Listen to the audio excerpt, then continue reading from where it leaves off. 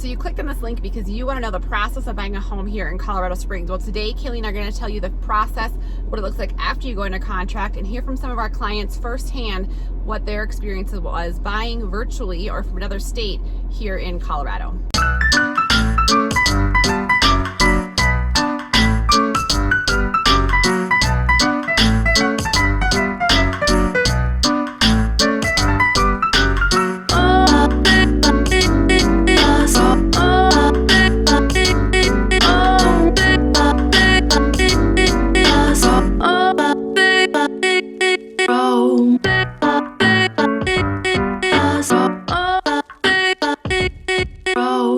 Hey guys, it's Kalene and Laurie here with Colorado's Finest Realty here in Colorado Springs, Colorado, and really anywhere in Colorado we have agents to help you out. Anyways, if this is your first time to our channel or you have not hit that subscribe button or the bell, please do so. You'll be notified anytime we put out new content. Laurie and I put out new videos every Tuesday and Thursday about our entire state that we love.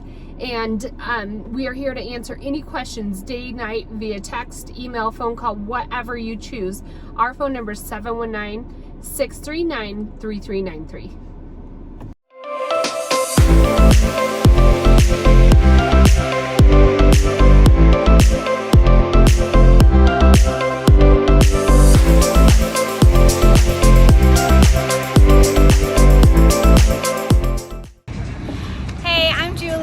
We just moved to Colorado Springs from Washington, and we love Laurie and Kalene. We found them off of YouTube.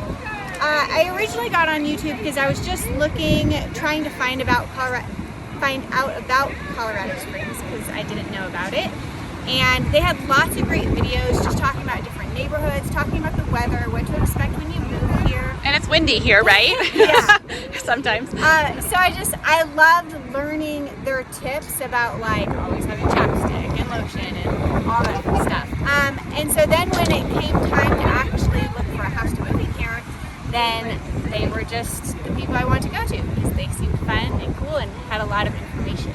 Yeah, the process was easy. When we came into town, we'd let them know what day we were going to be in, and they had 10 houses maybe lined up, ready to go. And the first couple ones didn't work out, and then sure enough, they found something that we hadn't even looked at or considered that we ended up purchasing that was perfect for our family. I mean, we only came and visited just for like 2 days, and so within 2 days of we only looked at houses for about 1 day, and within a day of looking at houses, we found the house that was perfect for our family, and we love it, and we moved here, and we're loving our house and loving Colorado Springs. We're Zach and Becky. We PCS'd from Texas for the Air Force. Came to the Colorado Springs market, super crazy. Kalene and Laurie looked at tons of properties for us and pulled a ton of strings to get us a house within our budget, and we love it now. Hey everyone, Laurie and Kalene. So today we are going to talk to you about, it's a little rocky, the process of what it looks like to buy here in Colorado. So a lot of times our clients are coming from, I'll see if I can set that down. They're coming, there's our thing. That's our fuzzy. That's our microphone. There. We're having some issues today. There we go. We'll get there.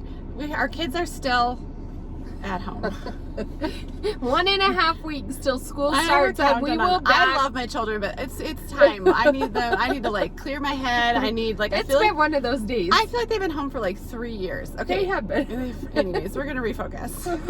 So we have, Kalene and I love our jobs, and we have been so blessed by you guys and our YouTube channel. Our business has absolutely taken off, and we love it. And so we're going to kind of talk to you about a lot of our clients are moving from out of state and then moving to the Colorado Springs area. So what that looks like, we have, if you look down below in all of our other videos, we do have the process of like, how clients, come here. They either stop completely virtual, they'll come out for a weekend, or they'll move here and get into short-term Airbnb. We have a couple clients right now in short-term 3-month rentals while we find them their perfect, home here. But today we're going to talk to you about, look at that video for what that looks like. But now we're going to talk to you about once you go under contract, what that looks like, and we're going to show you from our clients are going to kind of speak to it a little bit as well, their experience. Yeah, we actually did a client appreciation event last night, and we pulled aside any of our clients that were willing to do a little bit of a testimonial, Well, so you can hear it. Oh, I didn't ask everyone, just two. You filmed more people, but I did. Two about the process, because we knew that, you know, they had just gone through it. It was still fresh in their head, and so kind of their honest experience.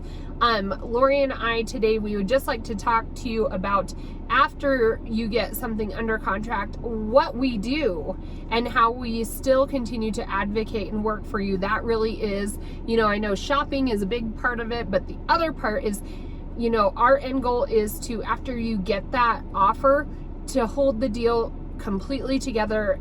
In the contract, there's a section of dates and deadlines, and that's what Laurie and I are checking on every day and looking forward and seeing how we're going to keep the contract together.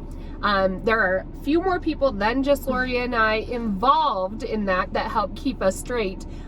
Tammy Beckwer, she's our transaction coordinator. She helps us with a lot of the admin work, with title, with ordering HOA docs. She will be sending emails to us when we're out and about, or for us when we're out and about, but we still are the ones putting eyes on every document, making sure that they're to everybody. And then we also just brought on a buyer's specialist to help us out. So Mia is amazing. I think she's a lot more patient than you and I. Yeah, she knows her stuff. So that's great as well. But she knows the areas, and we are versing her. We'll probably have her start coming onto some of our videos. But she is also helping us with some of our, buyers as you come in. We are still looking over every transaction. We are negotiating the deal, and it's still ultimately us who is liable for getting you to the end. But we have a great team, so we couldn't have our reviews, and we couldn't, we just couldn't be who we were without our team. So we're really appreciative of them. But, I kind of wanted to talk, like we talked about, you go under contract, and Kalene talked about like that logistical piece. We're there through the whole thing.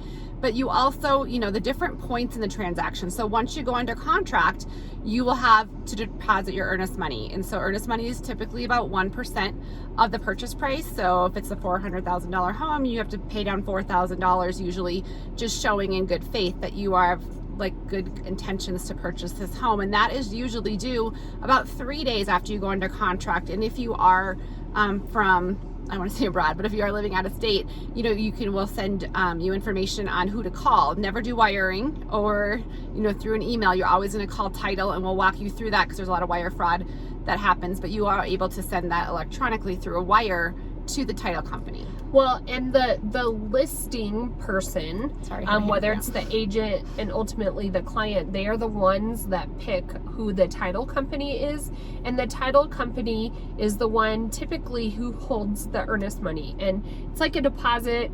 It goes into a whole separate account. That's up to them, to let you know how for you to get the money to them. But like Laurie said, never do anything over email. There is a lot of wire fraud, and people are desperate right now. And so I just heard one of my friends, this is a Kalene story, but their son's house caught on fire, and so they did a GoFundMe for him to have a place for a couple months. Somebody did a virtual walkthrough of an apartment. He sent all his deposit money, and they had him pay 3 months rent up front, and it was a total scam. He showed up with the moving truck. So long story short, we'll help you. We never send anything just over email. Just let us know, and we'll make sure it's legit. But and you guys can sign all your docs electronically. Like a lot of people, we've had clients print them out before and send us hard copies, and a lot of it's through email. All of it's through email, and you'll DocuSign a lot of it. So it's right there. We get copies of it once you do it. That's just how it's done. And locked. You will have to sign at the end with the notary in person or with a mobile notary, but everything else in the contract is completely, you can do through email. So after you get the earnest money deposited, we walk you through disclosures. The property will send you like a source of water. They'll send you, it's called a seller property disclosure, disclosing things that are wrong with the property. Square footage disclosure, if lead-based paint if it's before it's 1978. applicable. Yeah, lead-based paint. So you just get to review that. There's also an HOA. So if your home carries an HOA or covenants, there's a deadline in the contract for you to review. It is good to know the HOA docs before that, but we always want to adverse our clients that get nervous about writing a contract, not knowing exact HOAs. Sometimes they take a little bit to get unless the listing agent has produced them ahead of time. But if there's something in that HOA that you don't like, there's a time in the contract where we can review those docs and you can still get your earnest money back if you don't like the HOA or covenants that are associated with that property. That's what I was going to go back to. So earnest money, your deposit in good faith to move forward with the transaction. Really, there's 3 different deadlines in the contract when you can get your complete earnest money back by. One, a lot of times people will back out due to inspection, appraisal, and your loan objection date. Typically your loan objection date is your final say. It's later on, we'll talk about it in a bit, but we can get earnest money back up until any of those dates back to you if we terminate within that timeline. Yeah. So after HOA docs, there's a lot of other docs or deadlines in here as well, but we're just walking you through the general. There's title deadlines, and pretty much we just have to know that title has been ordered. Tammy takes care of that for us. We see the emails, and then when you get your title policy via email, we walk through that, and that is just making sure that there is no other liens or encumbrances on the property that you have under contract. You want a clear title. You want a clear title, and if there is anything, we had one of these come up, it has to be cleared before the closing date. We're back. Now we're driving. My phone overheated. It means I use it too much. It had to cool down, so I put it with the air conditioning. I'm not sure if that helped, but anyway, so we are, continuing on with what it looks like as we're going to get our Starbucks. So it's a little bumpy. What that looks like for the process. So we were just kind of talking about the title and different warranty deeds, and we'll go through all that with you. That's one piece. The major next piece after earnest money and some of those disclosures is the inspection. And so we have an inspector we love here that we can schedule for you. And typically an inspection's around $350 to maybe $400 depending upon the size of the home. And then you also can add on sewer. Sewer's an additional $150 where they actually go and look at the sewer, make sure it hits to the city line. They do a camera that goes through all the pictures. Yeah, and you get a copy of it, so you can watch it all the time if you want on your own. So that is one, and then the other one is you could also do radon. Radon is actually a natural gas. Natural occurring gas in the ground here in it's pretty common here in Colorado, and so I just had a client ask about that, and he said, what's the rhyme or reason with radon? And the answer is there is no rhyme or reason. It's completely random. My neighbor's house could be super high, and I could have a level of 0.4. I had a radon system in my house, and I just had it retested just to make sure.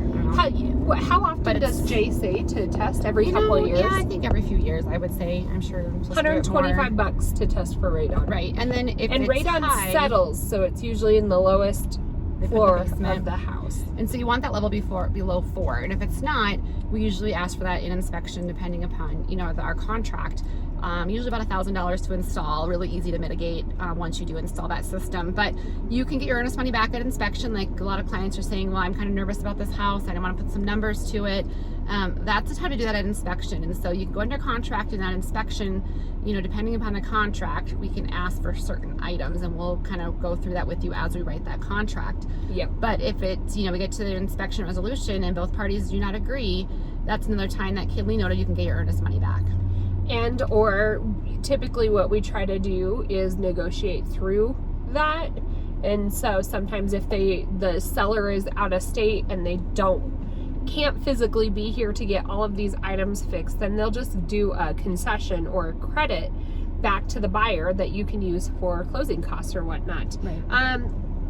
It's not very typical in this market, but we are starting to see a few things, like if we don't have to write certain inspection clauses, we may be able to negotiate through that. Like we're doing a house right now, and we're even we call it stacking the inspection, but we're gonna have an engineer there to check out there's definitely like some floor joist issues going on and whatnot. Sometimes we'll stack it with like a HVAC person there. So roofer. So we kind of like take each house and walk through that with you. It's not always necessary, but you know, we can help you walk definitely through that. suggest getting a professional inspection, though. It definitely is worth your no matter what, $350. even if you're taking the house as is, which in rare like You wanna investment know. reasons we do. So anyways, that is another one. And then the other next major deadline is appraisal. And so appraisal is ordered through, you know, your bank, whether that's VA or the FHA or actually your conventional, the bank that you are lending from,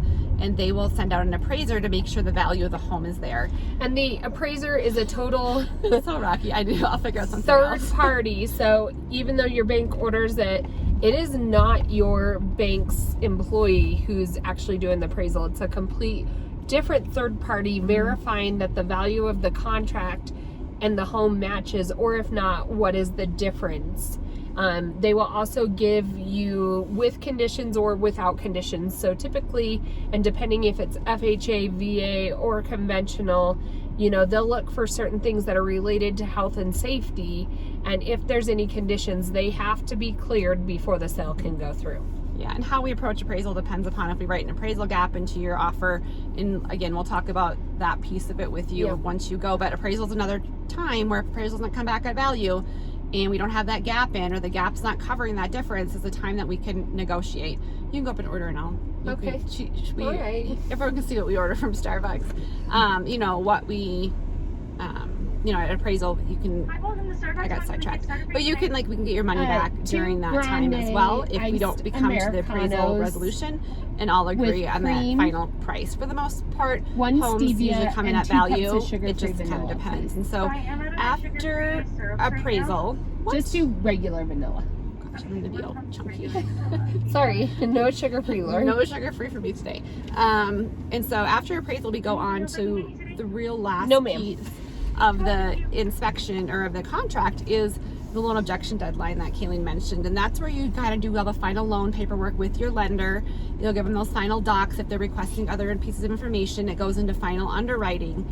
And at that point, you know, if something happens, the interest rates spike, or, you know, your loan terms, you don't like, all of a sudden something changes, and, you know, for various reasons, that's another time, that last contract, and Kalene and I keep a good eye on that, and we have Tammy on it, that we can walk and get your earnest money back at that point as well. And after that, we go to closing. And so, and then again, there is, once you see... By the way, there's your debit card from yesterday. There is, you know, lots of different dates in there. This is a very general overview of what the contract looks like. But if you are, you know, living in another state, Kalene and I are here for the entire process. We can bring you on virtually. We're at the inspection. We are presently there.